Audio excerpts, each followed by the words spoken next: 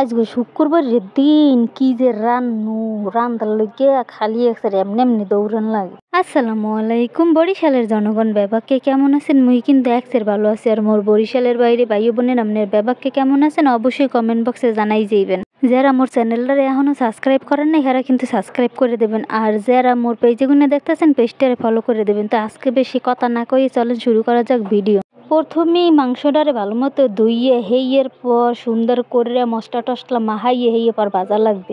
আপনারা তো ব্যাপার কি জানেন যে মোরা মাংস ভাজা খাই, মোরা বেশি ওই ভাজা ছাড়া খাই না। হ্যাঁ, আবার মোর ঘরের মানুষ আবার এই ভাজা ছাড়া মাংস খায় না।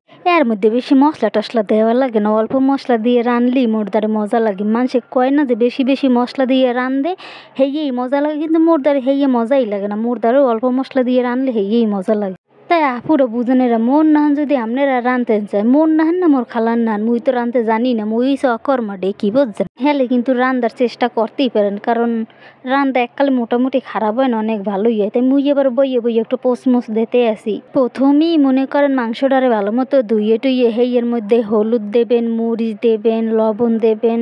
এবার ভালো মতো জাকড়াইয়ে জোকড়াইয়ে আইদা মাইকে মুইকে যেমনি পারেন হেই রকম করে হেইয়া পর মশলাটারে মিশিয়ে হেলাইবেন। মাংসের একটা তেলের কড়াইয়ের মধ্যে লইয়ে সুন্দর করে একালে ভাজ্যা লাইবেন, লাইরে সেরে ভাজ্যা বুঝে হেইয়া পর মনে করে রানবেন। হেইয়ে যে কত টেস্ট আর কত মজা, হ্যাঁ আপনারা খাইলেই বুঝবেন।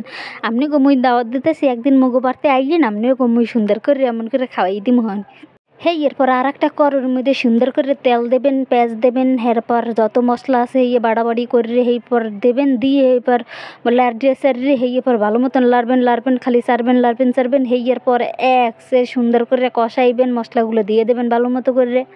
মশলা ভালো মতো দেবেন, আপনি যে যেরকম মশলা পছন্দ করেন হেমন মশলাই দিয়েন বোঝেন। আবার মুগুনার মশলা দিয়ে আবার কইবেন কি লিগেছে আপনি মতো মশলা দিছে মজা হয়নি। মশলা দিয়ে গুটানাটা করে মনে করেন একটু লাইরে সেরে যখন দেখবেন যে মশলার উপরে তেলটা ইয়ে পড়ছে বুঝছেন চাষিয়ে মারা, হেইয়ে পর একেবারে মাংসটা দিয়ে দেবেন। মাংসটা দিয়ে সুন্দর করে কষাইবেন, কারণ যত কষাইবেন ততই মজা। এই এসে যে শালুনের একটা নিয়ম, যত কষাইবেন ততই মজা। একটা কথা কি জানেন, আপনারা যে দেখেন না রান্দা বাড়ি কত গুছগাছ করে কত পয় পরিষ্কারের মধ্যে রান্ধে, হ্যাঁ তো কত রান্দাঘর আছে লিগে রান্ধে।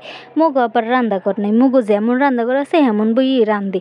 তা হেয়ে দেখতে পারে আপনারা নাক ছিঁড়েন না যে মোরা মনে হয় অপরিষ্কার, মোরা কিন্তু খুবই পয় পরিষ্কার বুঝছেন। মুগো যেমন রান্দাঘর আছে হেমন করেই তো কোন ভিডিও করবো, হের বেশি কি আর আমরা করে ভিডিও করতে পারবো। হেই এবার ভালো মতো মাংসটা কষানো হয়ে গেলে ঝোল দিয়ে দেবেন পরিমাণ মতো, যাতে মনে করেন মাংসটাও হয়ে যায়, এরপর মনে করেন তরকারিটা একটু মজা হয়। হেই এর স্বাদ মাত্র ময় মশলা দিয়ে লবণ টবণ দিয়ে হেই পর আপনারা মনে করেন চারটে চুটে দেখবেন, যদি দেখেন যে না স্বাদ মতো হয়ে গেছে তাহলে মনে করেন উড়াইয়ে ধুয়ে দেবেন, কারণ রান্না শেষ এরপর আর তার রান্নার কোনো দরকার নেই। তাই মোর রান্নাও কিন্তু এই পর্যায়ে শেষ হয়ে আইছে বুঝছেন। আর বেশি সময় নাই, অল্প সময় আছে। হেইয়ের মধ্যে মনে করেন আপনাগুলোকে মুই কিছু অল্প স্বল্প কথা কই।